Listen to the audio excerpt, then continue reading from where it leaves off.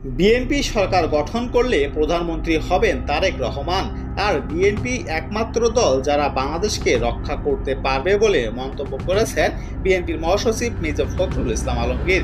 বিএনপির 47তম প্রতিষ্ঠা বার্ষিকী উপলক্ষে ইঞ্জিনিয়ার ইনস্টিটিউশন মিলনায়তনে বিএনপির প্রতিষ্ঠা উদ্দেশ্য ও তাৎপর্য শীর্ষক আলোচনা সভায় তিনি এসব কথা বলেন। মহাসচিব বলেন, বিএনপির প্রস্তাবিত 31 দফার মধ্য দিয়েই দেশের সামগ্রিক উন্নয়ন নিশ্চিত হবে।